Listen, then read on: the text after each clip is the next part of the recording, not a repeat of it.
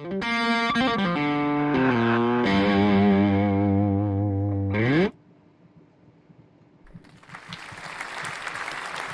afternoon, everyone. Hello, Etta. How you doing? Are you still here, Etta? You didn't bail out on us because you thought nobody was home, huh? I hope she's still here. Oh, 7 viewers. Look at that. We've got Crystal Bishop is here. Leanne is here. Etta is here. Who else do we have now? Holy cow, where is everybody? Suddenly we only have 2 viewers. A water bottle. And I have drunk this much in the last 15 minutes. Half of a water bottle. How about that, Kristen? Ooh, Crystal. Ooh, right? I brought this bottle of water because I knew you'd give me some crap if I was drinking out of the little bottle. Okay, fantastic. Uh-oh, where is everybody? Etta, are you still here? She's bailed on us. Oh my God. Look at that. Hi, Ashley. How are you doing? I was hoping you were going to show up and sit with me today, but you had other plans, so that's fine. That's fine. Only 2 more weeks of treatment left. Yay. My voice is getting kind of scratchy and it's hard to talk, but I'm going to see if I can make it at least through next week because we have spring break afterwards. And so I'll have a whole week to rest after treatment is finished. So I will do my best. I'm okay. But like I said, lectures are going to be on a day-by-day basis. I plan to do it next week, but my voice is feeling pretty scratchy. So if I give you a last-minute no-go, just accept my apologies in advance, okay? Oh, hey, what's up, Lane? Good to see you as well. All right, we've got 8 folks here. Sounds good. I would call that a quorum, so let's go ahead and get to lecture. I got this. Okay, so we're going to talk about Piaget and Vygotsky today, and then we're going to talk about children from the information perspective. Holy cow. I don't know if that those outcomes are what I wanted to do, but let's wait a minute. Theory of mind. Oh, okay, here we go. All right. So let's talk a little bit about classic developmental psychology. As you folks probably will hear about Jean Piaget more if you go into your development or your teaching or your nursing programs. So if you remember, Piaget was the fellow who way back 100 years ago proposed the first theory of cognitive development. Remember, it wasn't very specific, it was kind of generalistic, and it was definitely very conservative in terms of what children's abilities were. But he sort of provided the framework that we use when talking about children's cognitive development these days. So I want to go back and just talk about him a little bit more. From the age of 2 to 7, Piaget would argue that we are in the pre-operational stage of cognitive development. Now, if you remember from a couple of weeks ago, I suggested to you that Piaget said from ages 0 to 2, we are in the pre-symbolic period of our life. He called it the sensory motor, to suggest that we were stuck in a world of our senses and motor behaviors. Now, from 2 to 7, once children have mastered the self-awareness, objective self-awareness, and object permanence, he argued that children now move into a symbolic stage. However, this symbolic stage does not have one important characteristic of thinking that you and I all take for granted. It is pre-logical. It is pre-logical, okay? So children can represent the world with words, images, and drawings. They're going to engage in pretend play. They're going to love toys that allow them to take on roles like being cooks and doctors and playing with dollies and whatnot. And they do have the ability for stable concepts, and they can sort of start to reason, but their thinking is illogical. Their cognitions are dominated by egocentrism. They are unable to sort of get outside themselves and see things from a third perspective. They are kind of animistic in their thinking. They're not quite sure of the distinction between living and dead, so they're going to give their teddy bear lifelike characteristics, even though you and I all know that teddy bears really aren't alive. And they're going to have some sort of magical beliefs. And they're going to be unable to decenter, which is sort of another way of talking about this egocentrism. They are going to centrate their thinking. It's all going to be about what I see, rather than understanding that things may look different to people with different perspectives.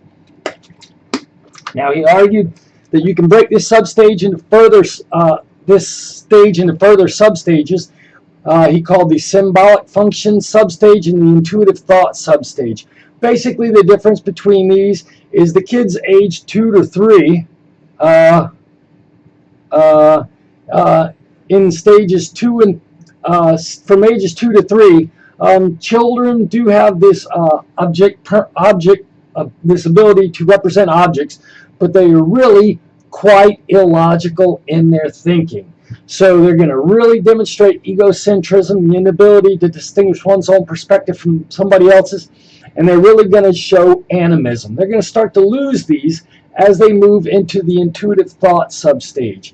And by intuitive thought, what he's suggesting to you here is that they are going to begin to use primitive reasoning. They're still not going to be fully logical, and you're going to be able to fool some of their senses. Some of you probably believed in Santa Claus or the Tooth Fairy until you were 7 or 8 years old. And if you think about those logically, you know, the Tooth Fairy, the Easter Bunny, and Santa Claus are all not logical at all. But you're going to still sort of believe in some of those fantasies, but they're going to be able to reason just a little bit. So think of the pre-operational stage as a fully alogical period from 2 to 3, and then a period from 4 to 7 when they're going to start introducing these logical concepts. There you go. It was until 10, and you cried when your mom told me Santa Claus wasn't real. I know. I was that asshole dad when my kids were 7 and 8. I sat them down and I'm like, guys, guess what? I hate to tell you this, but Santa Claus doesn't exist. And they were both so tough and manned up and dealt with it, but they cried to their mom because I had just broken their heart when they were 7 and 8 years old. Right. Exactly. Well, you know what? I didn't want my kids to be the fools in class, so I went ahead and told them, you know, I'm the bad guy, so what? I can live with that. Okay, now, I know, Jay. Judge me if you will. Judge me if you will. All right, now, how did Piaget determine that children were non-logical? Exactly, good point. Good point, Etta. I was cheap about it. He used to test kids' logical ability with what he called centration, conservation tasks, all right? Let me actually skip over. Here's a picture of it right here. So he tested kids to see if they could conserve number, if they could conserve matter, and if they could conserve length. And you know what? I don't know if I showed you. Did I show you these tricks? Conservation tasks. Piaget. Let me see. Let me show you a quick one. This only takes 15 seconds. Let's see. Hold on real quick.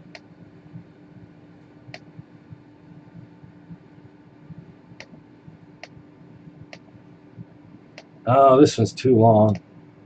You know what? I'll show it to you anyhow. Hold on. Okay.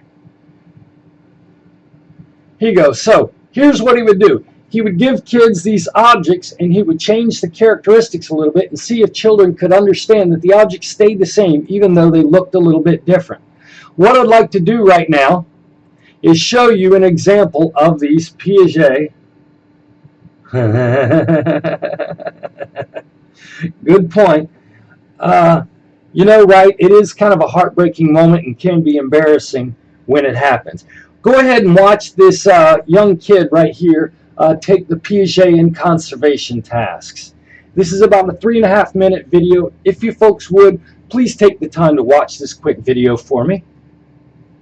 Okay, I'm going to go ahead and switch to the temporary screen while you watch this for me. Okay, go ahead and watch it now.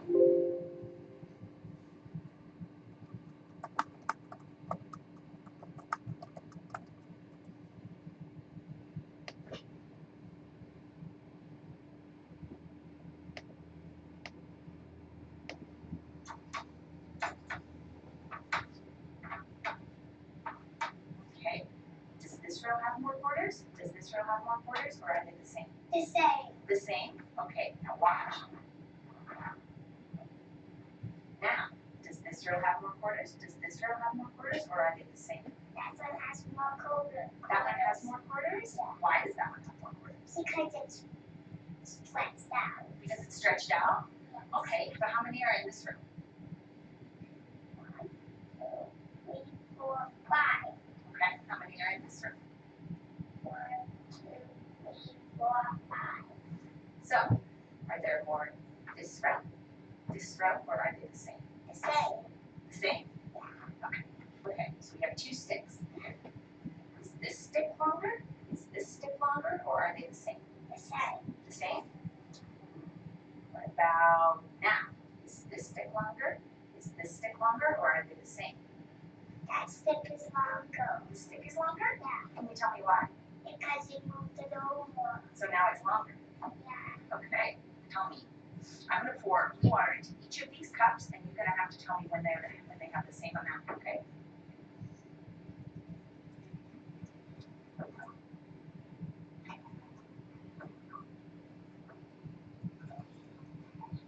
Okay, tell me when this one is the same. The same. The same? Those two are the same now? Yeah. Okay.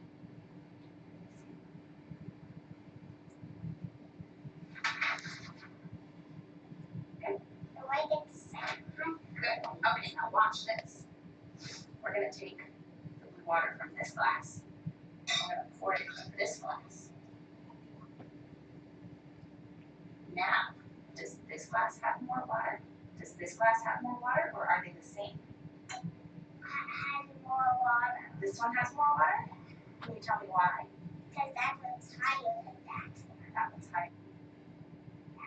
That one's high. That one's high. That one's high.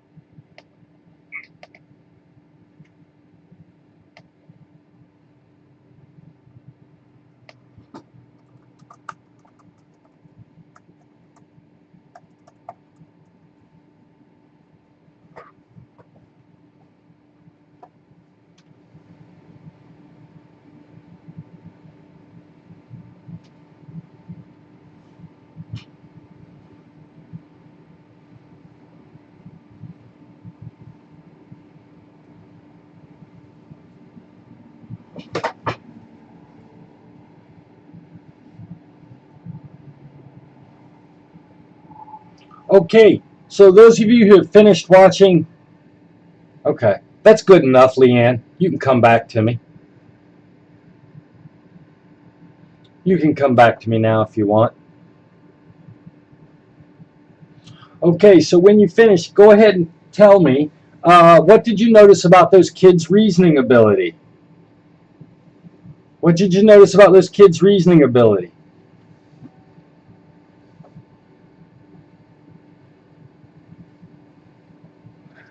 Exactly, Jay, exactly.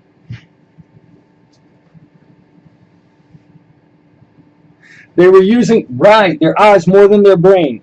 Piaget would argue that the kids were unable to decenter from their own perception. It's interesting that you should mention that, Davina.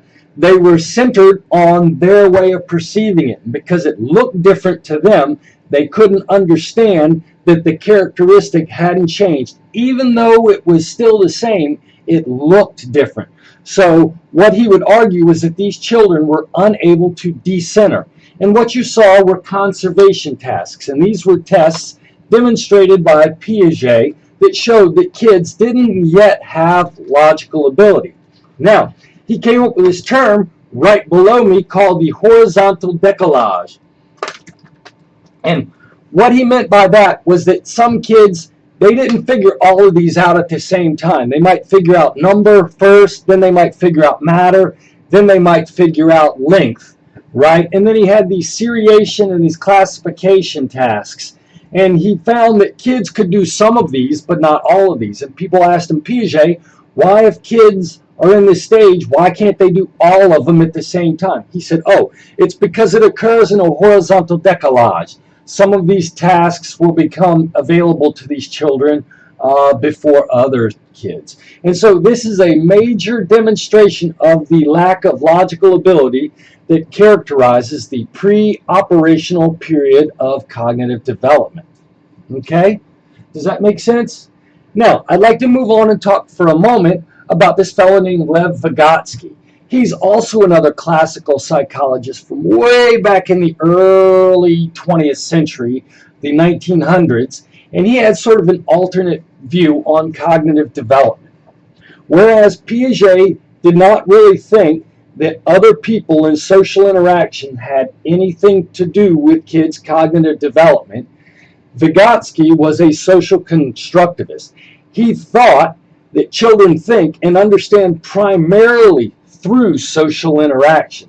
And in fact, research has shown is that if you coach a kid a couple of times on these conservation tasks, they'll figure it out. They'll figure it out. It's not like the kid's going to keep making the same mistake.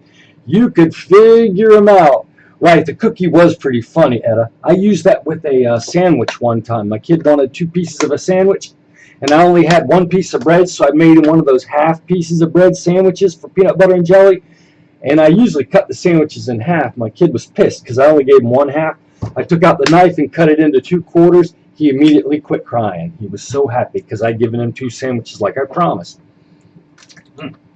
Now, Piaget thought that when children talk to themselves, it was non-valuable. He did not put any stock into kids talking to themselves. And one of the things you'll notice is that a lot of times when kids are playing with something, especially if it's difficult and challenging, they'll talk to themselves a little bit. And Piaget didn't put much stock in private speech, but actually Lev Vygotsky did. He thought that the private speech was sort of the beginnings of internal logical mindset. Sometimes when you're solving a difficult problem, you're thinking about it in your mind. He argued that when kids are talking, they're not only talking socially, but they're also using it to help them self-regulate their thought. And he argues that this inner speech, this private speech, becomes your inner thinking patterns. And he argued that kids engaged in more of this private speech actually would demonstrate more social competence. So, unlike Piaget, he thought that the social environment was important, and he thought that kids' early language abilities was actually the beginnings of their thought. Okay, now, 2 other concepts that are really important with with Erikson, with Vygotsky, that are very, very important. Actually, I think with all kinds of education.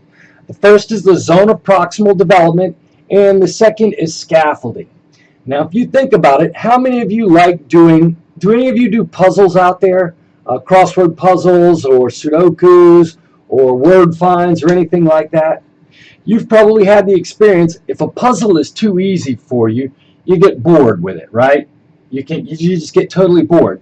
And if a puzzle is too stinking hard, you also quit that too because it's too freaking hard and you can't do it. What we appear to like is that puzzle that's challenging but not quite overwhelming. Think of that as called the zone of proximal development. According to Piaget, there's this ability in kids, there's this way to measure kids' ability that if you can find, they have this thing called the zone of proximal development, which is where they can do things if they get a little bit of help. And he argued that if you want to teach kids, what you have to do is meet them in the zone of proximal development, where they're maximally challenged but not overwhelmed, where they need a little bit of help. And he said if you meet kids here and scaffold their behavior, that is, give them hints, show them, what you'll do is you'll help them develop their abilities. You don't develop your abilities by doing the same puzzle that's super duper easy to you. You don't develop your puzzle abilities by doing that puzzle that's way out of your abilities.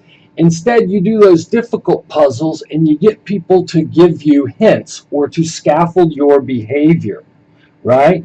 Right, sometimes you're a puzzle when I'm trying to figure it out how they come up with this answer. Exactly, Etta. And if you had a teacher there giving you a hint, you would be able to figure the math equation out and you would be able to learn better.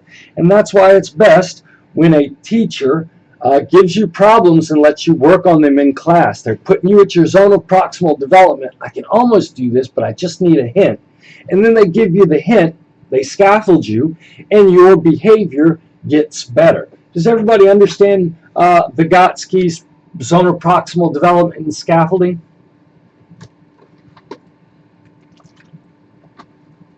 Now, according to Vygotsky, one of the problems with testing, standardized testing in classes, is we only test kids for what they know perfectly.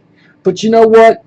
Kids know more than what they know perfectly. Kids have an ability to know more if they just got a hint. And so if you gave a kid a math problem and they couldn't do it, but if you gave them one little hint, they would solve that math problem, would you say that kid's not there yet? Or would you say that kid is there, right? And so what he said was, instead of using standardized tests, which measure what a kid can do on their own, we should measure ZPD, which is what the kid can do with a little bit of coaching. He said if we use the ZPD in teaching, then what we can do is we can test kids and challenge kids at their point of maximal ability. And that causes kids to learn better than if we just wait and test them on things that they can do perfectly. So he was more interested in ZPD than standardized tests.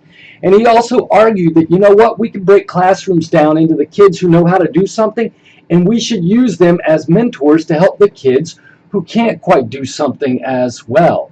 And he argued that we need to place instruction in meaningful social contexts like this, where we have the better kids or the more developed kids helping the less developed kids. So he definitely would have been all about peer mentoring. Right?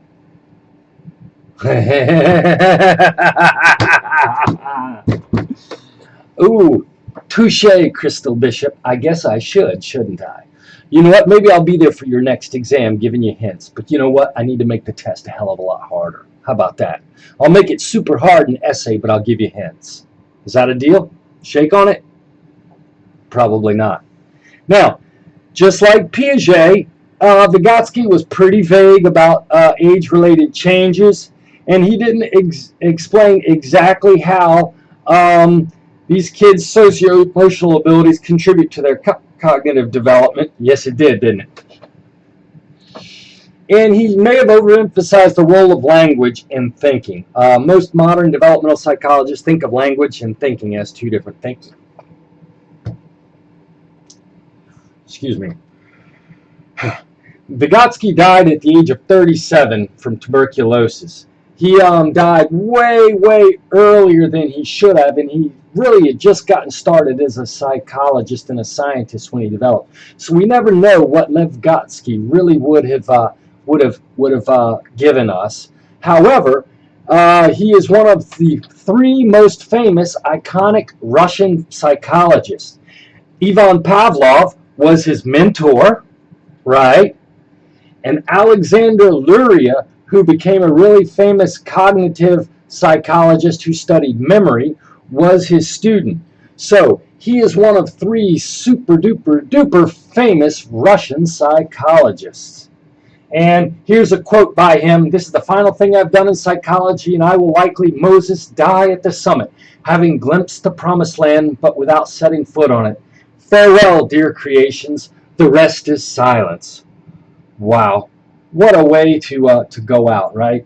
Very heroic. So, there's a chart in your book. I want you to pay attention to this for the quiz, the homework, and the exam, or the exam and the homework. And it sort of contrasts Vygotsky's thinking from Piaget's thinking. So, Vygotsky had a strong emphasis in context and social interaction. Piaget had no interest. Vygotsky was a social constructivist, and Piaget thought it was all about your mind unfolding on its own.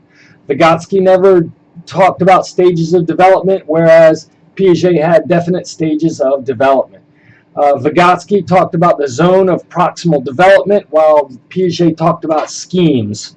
Okay, Vygotsky gave a lot of power to the role of language. Language had a minimal role in Piaget's theory. And Vygotsky said learning is all about learning culture. And he argued that basically what we're doing when we're helping kids to learn is we're helping them learn the tools of the culture that they live in. And Piaget said that education merely refines the child's cognitive skills that develop biologically, if you will. And whereas Vygotsky would have said we need to put kids in classrooms and teach them as groups so they can work with and help each other, Piaget would have been more of a Montessori type teacher, saying that you just need to give kids puzzles and let them solve them on their own. Yes, he was a little dramatic, but if you're dying at 37, you can be dramatic like that. Do the theories contradict each other or just provide information? That's a good point. I would say they focus on different aspects of learning, and I think both of them make good points about learning, but I think the best approach takes input from both of them. Kids do evolve through different stages of thinking, just like Piaget said.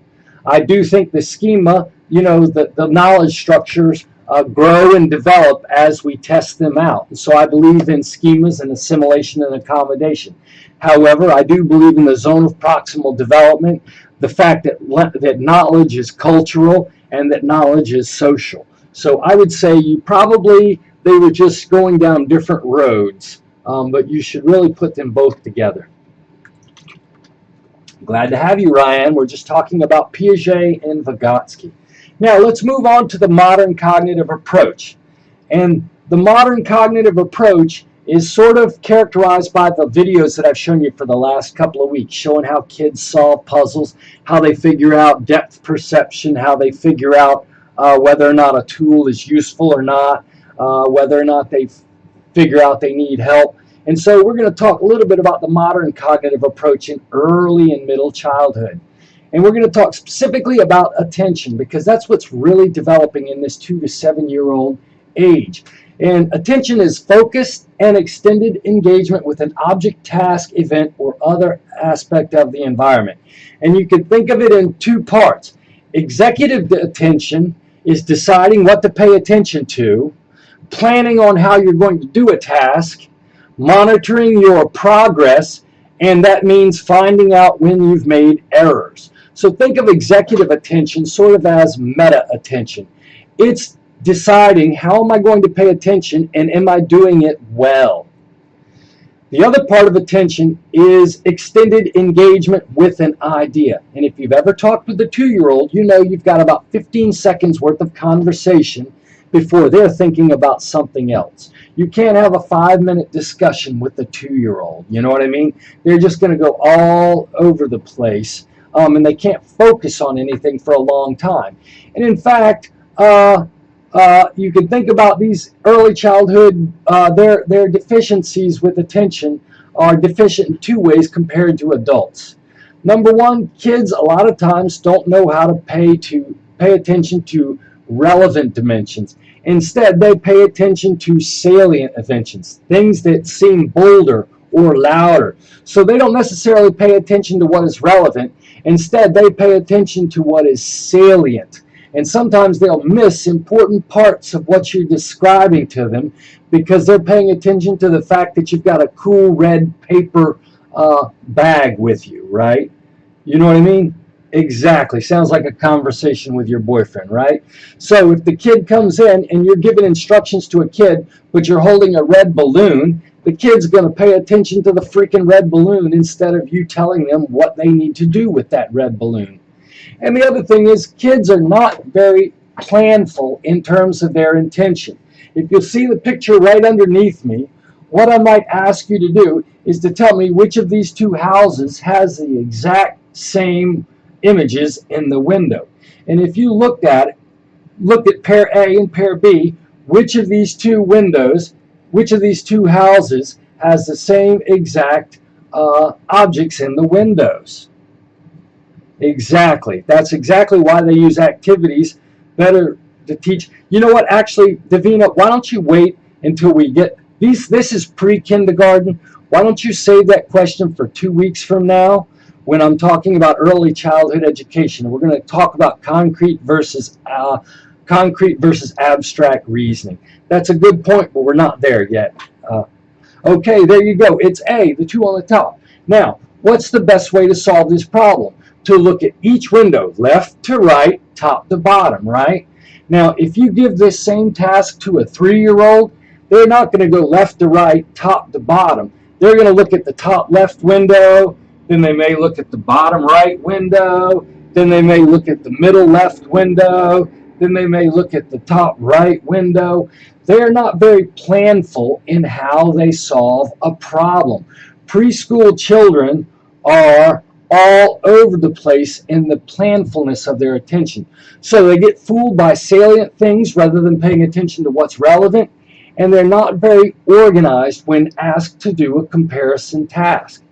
However, attention skills can be developed. And if you look in your textbook, they've got a great example of how they use computer programs in these Hungarian kindergartens to teach kids how to be more planful in their attention. Now, sustained attention at 4.5 years old predicts school readiness in kindergarten and achievement at 9 years, and also whether or not you will complete college by 25 years of age. So it's very important to help, mold and scaffold your kids' attentional abilities. Puzzles and other tasks that require them to stretch and develop their attention are very, very useful. And I will put one note in here. Attention, if your kid, some people want to put their kids in school early. Don't put your kids in school early if they don't have those attentional abilities, especially if you have a 4.5-year-old boy and you say he's ready for kindergarten. You know what? Nothing says you can't wait an extra year, because paying attention is one of the primary tools to being successful in kindergarten. You will complete college by 25. Yeah, I know, but you had other things going on in your life. Crystal. I finished my undergraduate degree at 24. I went to college at 17 and had to drop out of college because I was too immature and partied too hard.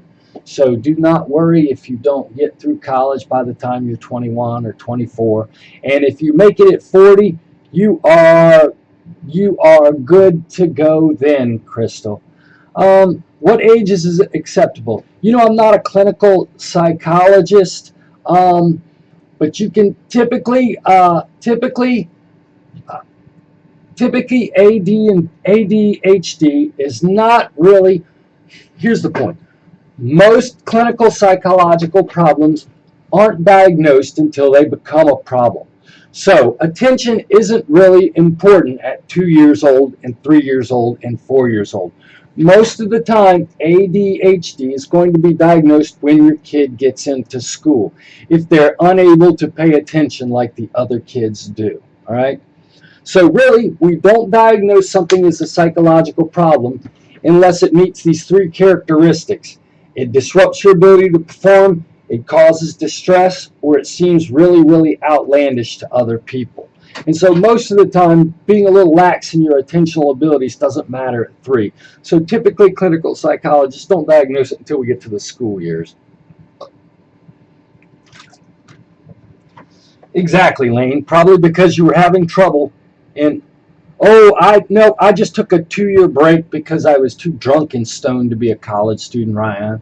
I'm sorry, I could sugarcoat it and say it was otherwise, but I just had some alcohol and drug problems that were exacerbated by my immaturity and lack of emotional development.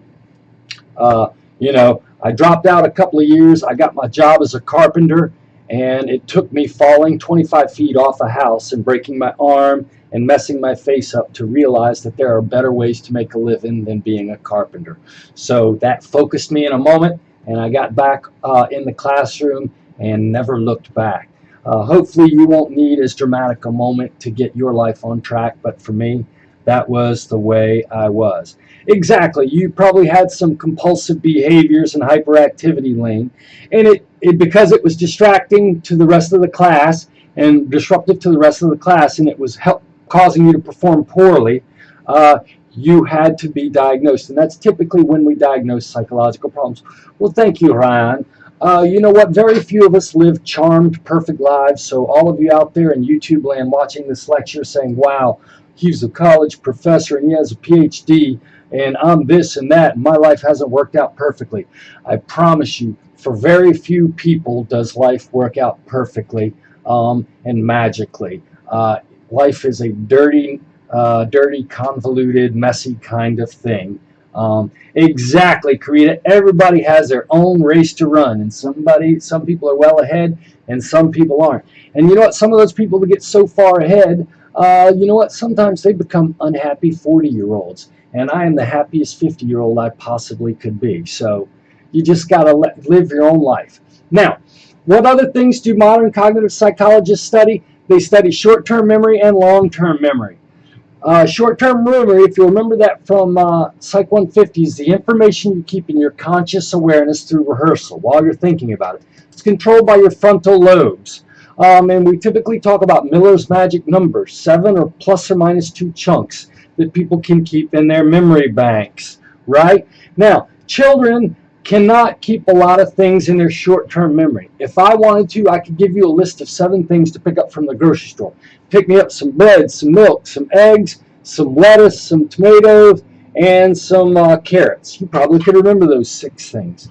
If I told a 2-year-old to remember those 6 things, they would only remember 2 things, bread and eggs, and then they would forget. So this thing called digit span, which is the size of your short-term memory, exactly, you can use chunking. Woohoo! Oh my goodness, hold on. Holy cow, I'm going to have to go with a wow and an applause to you, Etta, for remembering that Psych 150 concept. Kids do not have their extended digit span. This is actually measured on IQ tests starting at 6 and 7 years age. There you go, and there's nothing wrong starting nursing school in her 50s. What a perfect time to start nursing school, Karita. Now, how come children? So children have 2 digits at 2 to 3 years, 5 digits for 7-year-olds, and as an adult, as they go into their 9s and 10s and teen years, they're going to develop their ability to have their full digit span. Why? It's because their frontal lobes don't work as fast, and because, like I said, they don't have those planful strategies. Etta's going to use chunking because she learned it in class to help her increase her short-term memory size. But a 3-year-old is not going to have any idea or interest in using some sort of planful strategy like chunking. Now, what's another way that children differ from adults in their cognitive abilities? Their long-term memory is not very accurate, and they are very, very, very open to suggestion. And this comes out in court cases a lot of times where 3 and 4 and 5-year-old kids are asked to tell something about what happened to them at home or in a daycare. Maybe somebody's being charged for inappropriate behavior with the kid. The problem with this is that sometimes children can really be open to suggestion. And younger children are more susceptible to older children, although there is great variability. And it turns out that interviewing techniques, if you have an interviewer who has a bad heart, who's trying to get a kid to misremember something, they can create distortions about highly salient events. Now, there's a very famous case that happened about 25 years ago, 30 years ago here in North Carolina, called the Little Rascals daycare case. And they accused this daycare operator and all the people that worked at the daycare of sexually abusing 99 kids. And they sent all of these people to jail based on little kids' preschool eyewitness memory. And the crazy thing was, the kids remembered being touched sexually, but they also remembered some kids, some of the memories they had, along with being sexually abused, they remembered people feeding kids to alligators and people throwing kids up in the air and stabbing them on bayonets. And kids remembered these crazy, outrageous kinds of things, along with the memories of being sexually abused. And the jury, the people in the jury, believed the kids' stories, even though some of these things absolutely couldn't have happened. No way a kid's going to be fed to an alligator in daycare. But you know what? It turns out that they didn't do it, Leanne. Now, when they did do it, they should go to prison. But it turns out that they may not have done the things. All of them met with this same psychologist who sort of coached the kids with a doll. Did they touch you here? Did they touch you here? And led them around and coached these kids into saying things that maybe didn't happen. Now, Leanne, I know in your special case, you had some things that happened to you, some abuse things that happened when you were older, and you clearly did not make those memories up. I understand that. But the point that I'm trying to make is that when you bring 3- and 4-year-olds into a courtroom, you have to be very careful. Exactly, and that's what the jury said. But it all went down to this same, that all the kids, none of the kids remembered they had been abused until they went to the same therapist. And all the kids went to the same therapist. Before the therapist, they had no memories of this event. After the therapist, they had memories of this event. So the case was finally dismissed after these people's reputation and finances were ruined and they'd been sent to prison. But the question is, did those kids really, really remember that? Okay? Now, and one more point is to say autobiographical memories. They talk about it as infantile amnesia. Most people can't remember anything that happened to them before around the age of 3. So if you remember doing something when you were 18 months old, chances are that's source of misattribution. Chances are somebody told you that you did it when you were older, and you've misattributed that to your memory. Okay? Now, executive functioning. Executive functioning are the higher level cognitive processes linked to the development of the brain's prefrontal cortex. What is executive functioning? It's inhibiting strong but incorrect tendencies, like being able to sit down when you want to jump up and talk, right? Who is that? Lane, you said you were diagnosed with ADHD. You were probably having some difficulty inhibiting strong but incorrect tendencies in the classroom. You couldn't sit down and shut up. Cognitive flexibility is shifting your attention from one thing to another. And also goal setting and learning how to delay gratification. Now, advances in executive functioning are important for math skills, language development, school readiness, and emergent literacy. So we really need these frontal lobes to focus before we can really start to develop these math, language, and school abilities. Now, if you watch the videos that I have for you for tonight's lecture on daycare approaches, I want you to pay attention to, I think it's is it the Swedish ones? Hold on, let me look on my thing real quick. Chapter resources, let me see, collaboration activity 7. Oh, crud. I think it's the Swedish daycare. They don't even try to teach their kids to read until 7. And these kids still outread everybody at age 9. So you have to make sure that your kids' executive functioning is going well before you really try to put them into reading. Now, a famous research a study done many, many years ago is called the marshmallow experiment. I think I sent that around before Monday's class. And what they do is they want to test kids' ability to delay gratification, because delaying gratification is one of the biggest predictors of success. So you can either go out and drink a beer tonight, or you can study for that exam and pass my class in 2 months, right? If you go out and drink the beer tonight, you'll have fun, but you're not delaying gratification. You're going to fail my exam, and in 3 months, you won't pass this class. In order to be successful in life, you need to learn how to wait, okay? So, the marshmallow experiment. They put a kid in a room and give them 1 marshmallow. They tell them, okay, here's the deal. I have to leave for 15 minutes. If you don't eat this marshmallow, when I come back, I'll give you 2 marshmallows. And the question is, can the kid control their impulse? And what they found was, of course, older children were, the better they were able to delay their gratification. If you watch the videos, you'll notice that some of the kids maybe even took a little nibble out of their marshmallow and put it down. Some of them may have licked it. But the ones that were more successful, some of them would even look away from it or try to distract themselves. But it turns out that older children are better able to delay gratification than younger children. And actually, if you scaffold your children by helping them develop their executive functioning, it will help them to control their impulses. So repeat to them, hey, don't eat this one. I'll give you 2 in a couple of minutes. You can do this. Wouldn't you rather have 2 than 1? See, that's some scaffolding that I'm giving the kid.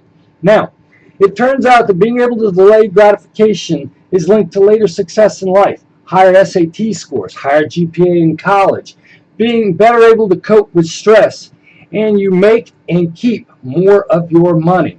So it is definitely important to work on delaying your gratification. Okay, one final thing that I want to talk about is this idea of theory of mind. Theory of mind is the understanding of how one's own mental processes and the mental processes of others work, how minds work. One of the things that you and I know is that I can think whatever I want, but as long as I don't say it to you, you don't know I'm thinking about it. So maybe you think that I've got the biggest nose you've ever seen. You might say, oh my God, Dr. Roddenberry is so funny looking. You know what? As long as you don't say that to me, I don't know what you're thinking about me, right? You might be thinking this is the dumbest class I ever took. But you know, as long as you don't say that out loud, I don't know it. You understand that things that you keep to yourself are secrets. 3-year-olds are horrible secret keepers because they don't understand that they can lie to you.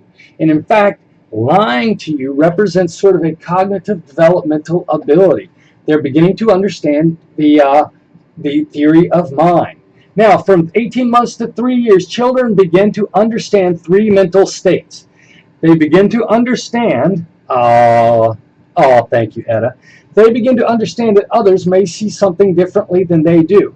If you remember, I think it was a couple of weeks ago, they had the broccoli versus cracker study, right? And the researcher demonstrates to the kid, or first finds out that the kid prefers the cracker. The researcher then says, I like the broccoli. I like the broccoli. The researcher then gives the kid an opportunity for the child to give them something to eat. And the 18-month-old will give the researcher a piece of cracker. That's because that's what they want. They don't understand that the researcher has a different preference. And so kids from 18 months to 3 years will begin to figure out that people may have different perceptions and also different desires. And you know what? Children also begin to learn that other people may have different emotions. Just because I'm sad, you might be happy. Just because I'm happy, I can understand that you're sad. And actually, this is the beginnings of empathy. If I understand you're sad and I'm happy, I can do something to make you feel a little bit happier. And children begin to understand false beliefs. That is, that some people can be mistaken about something. And they do this with the famous pencil versus crayon study. They show a kid a box of pencils, and they ask the kid, what's in it? The kid says pencils, because that's what it says on the outside of the box. They open the box up, it's filled with crayons. Ha ha, big joke. They then put the crayons back in the box, close the box of pencils up, and they say to the kid, hey, I'm going to ask your mom what's in this box. What do you think your mom's going to say? And the kid will say crayons. And that's because they don't understand that mom can be incorrect. From age 3 to 5 years, children begin to understand that other people can have false beliefs. What factors influence the development of false beliefs? This frontal lobe development, this frontal lobe development, this frontal lobe development, language development. And you know what? Kids whose parents are wealthy enough to spend time working with them and scaffolding their behavior, they're going to understand this idea of false beliefs. And you know what? Children who have autism have difficulty getting into another person's mind and developing a sense of empathy.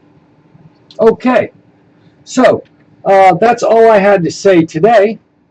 Did everybody enjoy this lecture? Did you find this interesting? I hope so. And if you didn't, remember you can keep that to your own self and I won't know. Just lie to me, baby. Tell me you love it.